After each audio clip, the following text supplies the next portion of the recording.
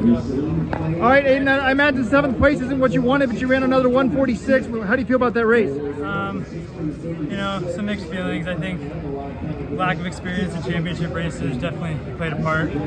I allowed myself to kind of get boxed out a little early and then didn't have it in me to catch back up to the leaders. So I think tactically wasn't exactly what I wanted, but I'm still super grateful for the experience. I mean, being at my first NCAA championship, making the final, could have never dreamed of that when I was in high school. So.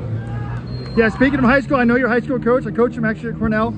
He was telling me you were a senior in 2020 when COVID hit, but he said your PRs were 159 and 419.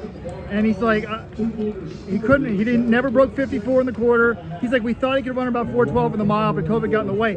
How can someone who doesn't break 54 in the quarter run 146 in college? You know, I think it's part of the fact that definitely went through a little growth spurt pretty much a lot later than everyone else around me. And I think consistent training year after year, being injury-free helps a lot. But yeah, definitely being a late bloomer helps with that. But with times like 159 and 419, I mean, how'd you even get on the Cal Poly team? Like was it?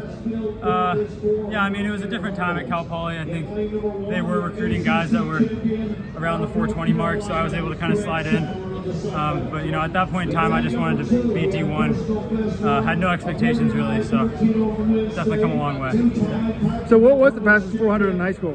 I think I ran 53. Okay. And what do you run now? Like, do you ever run 4x4? I haven't done it before. Yeah. Probably around 48. I don't know. So you come a long way. Yeah. You know, what advice would you give to somebody who's sort of dreaming of that breakthrough, but has, you know, never not quite gotten it?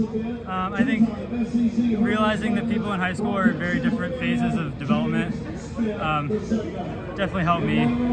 I think you're surrounding yourself with people that could be a lot older, more physically developed than you.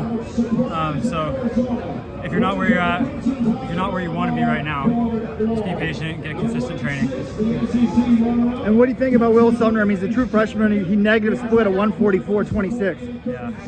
That's pretty impressive. I think everyone went into that final thinking that they have a shot to win, and basically shut that down pretty early. So kudos to him. All right, well, good luck. Hope to see you next year. Thank you.